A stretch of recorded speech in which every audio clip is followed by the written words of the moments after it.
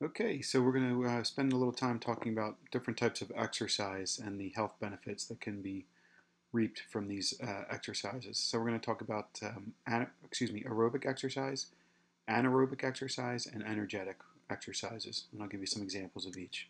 Okay, so again, just a brief reminder. I know it might be difficult to fit into your schedule, but it's definitely worth it. So uh, these are some of the quotes that come directly from the textbook. And the fact is, I mean, we're not meant to be sedentary. We're not meant to be stagnant. And unfortunately, modern lifestyle, I don't know if it promotes sedentary behavior, but it certainly contributes to it. So we need to move. That's basically what it comes down to. This is from, I've seen this quote from a couple different textbooks or phrased a couple different ways, but if there was a drug that offered all the benefits of regular exercise, taking that drug would be compulsory. When you watch the video, when the 23 and a half hours, they talk about the benefits of just 30 minutes a day of exercise has on cardiovascular health, cancer prevention, depression, treatment and prevention of depression, anxiety, beneficial for ADHD. So if there was a drug that had all those benefits, everybody would have to take that drug. And yet only 25% of high school students receive daily physical education classes. About 70% of American adults don't get the recommended dosage of physical activity. Um, so these are just some articles that are posted from the New York Times. How wonderful exercise is, and just all the different um, research that's been going on for years. How it's good for your brain. Gretchen Reynolds writes for the New York Times, and she's fantastic. I highly recommend anything that she writes. She writes all kinds of great articles on exercise. So it's good to keep your brain fit, prevent things like dementia and Alzheimer's disease, can help prevent it can help extend your life expectancy after treatment for cancer. It can help prevent recurrence of cancer. Um, there's a lot of evidence that exercise is just as effective or more than effective than most of the medicines and treatments that are used for cardiovascular disease. So, if you're diagnosed with high blood pressure or something like that, probably the best thing you can do is go on a moderate exercise program.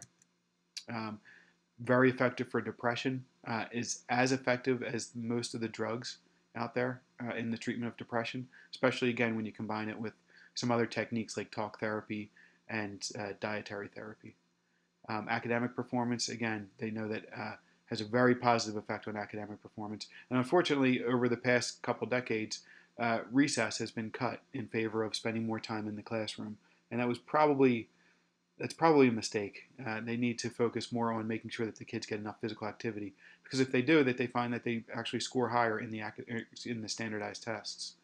Um, so it's not an exact science. It seems to be changing, week to week, and the recommendations seem to be changing week to week.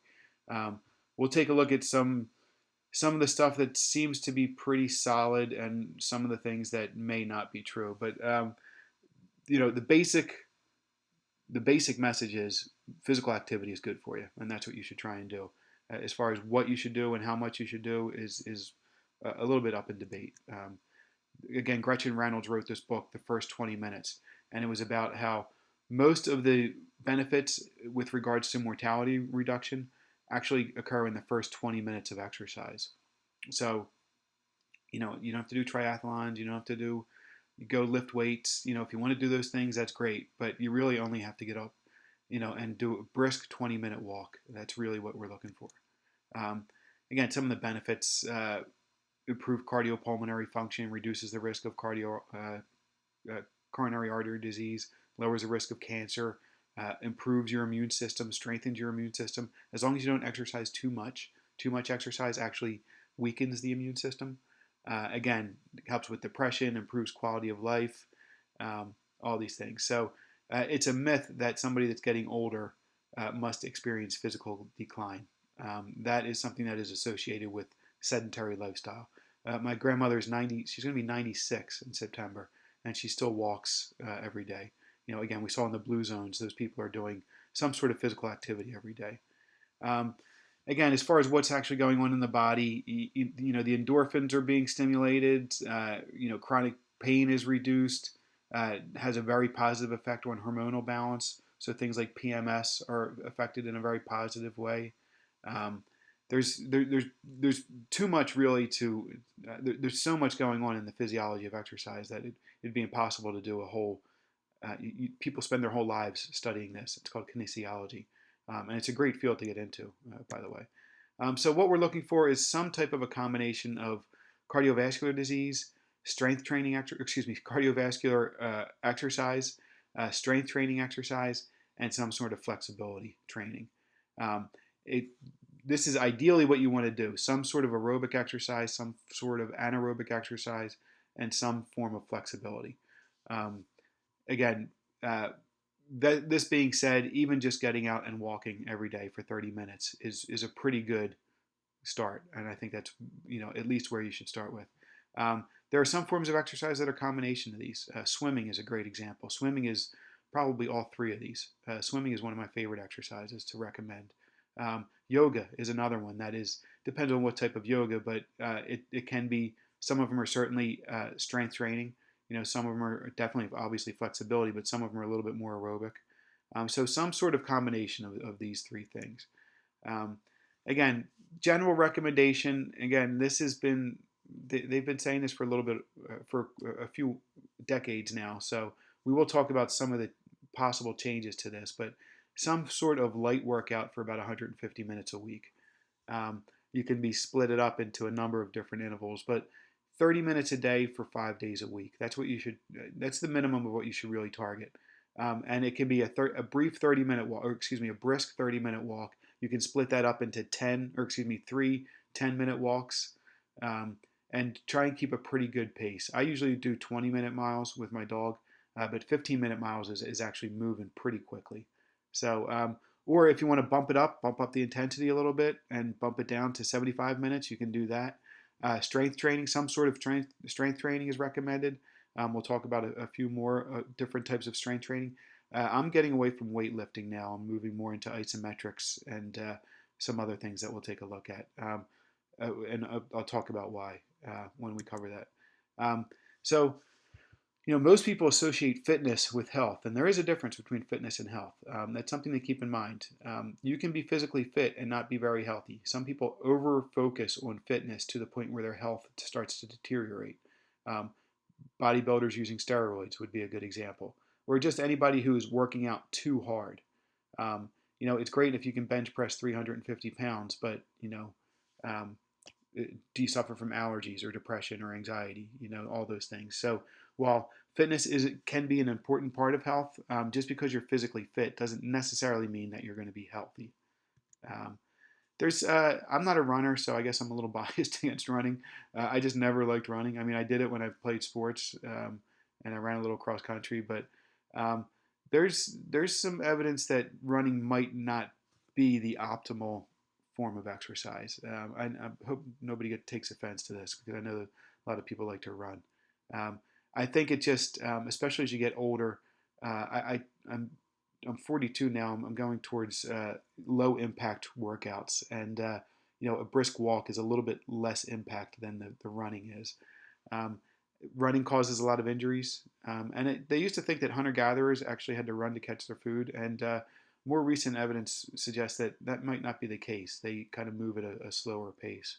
So, just something to think about. Again, if you like to run, by all means, keep doing it. But if you're trying to look for a form of exercise, I think I might suggest some other things.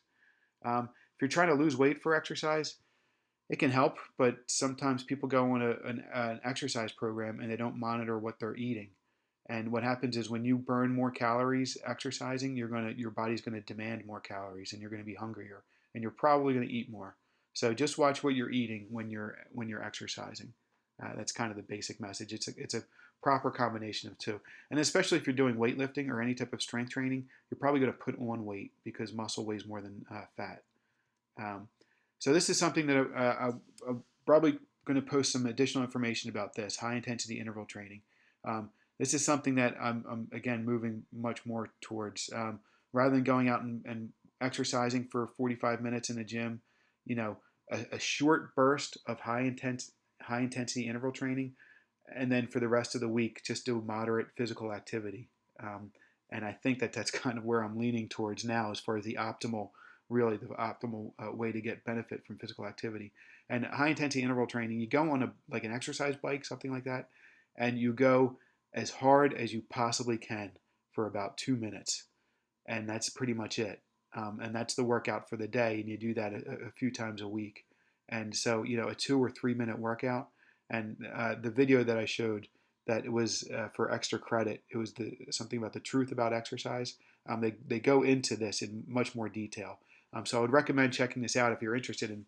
I mean, it's a 3 minute workout, and that's pretty much all you have to do. Maybe twice a week, 2 or 3 times a week, and other than that, it's just moderate walking, and that's really all you need to do.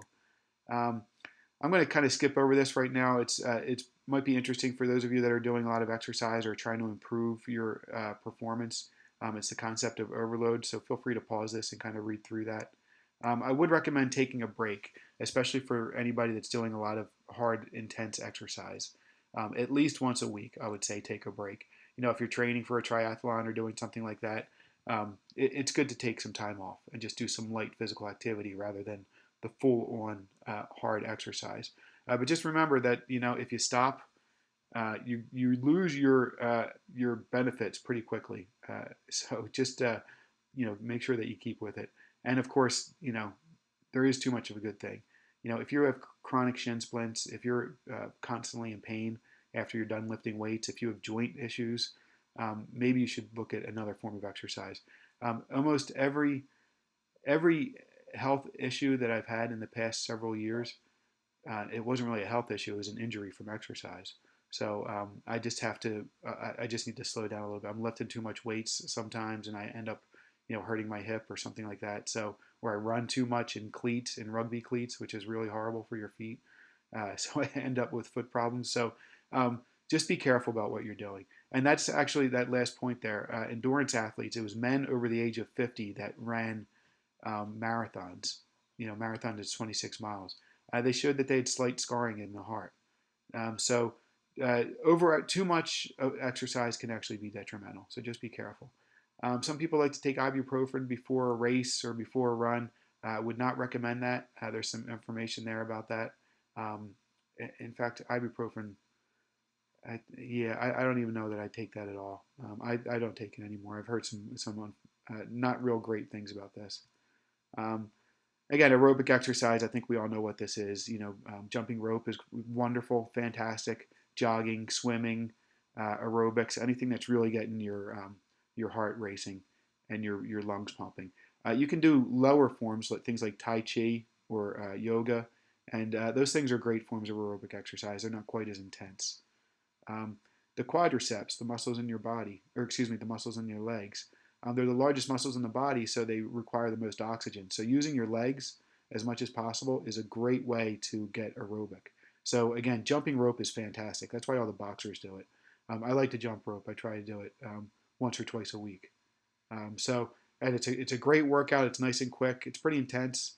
But even if you're doing it with kids, just kind of messing around, it's a good way to work in some physical activity. You may have seen this target heart range. I would say just be careful with this. The most recent information that I read is that this is off. This is not correct. So you should probably ignore this if you see it somewhere. There are probably some better ways to measure this, but I think this is an example of something that was in the textbook that I think I would tell you to ignore. Of course, anaerobic exercises, strength training exercises. Most people think of lifting weights, but there's a lot of different things that you can do for strength training exercises. And all these benefits go along with strength training exercises, not just lifting weights. And women are intimidated about lifting weights. They think they're going to get muscular, and they really don't have the hormones to get muscular the way men do. So women could definitely benefit from strength training. This is what you want to try and do, and this is a great book. It's actually a series of books that I would recommend because it's more about lifting for health purposes. And there's 6 moves essentially that they recommend: some type of a push motion, some type of a pull motion, some type of an abdominal workout, a twist or a sit up, some type of a lunge, a squat, or some type of a lift.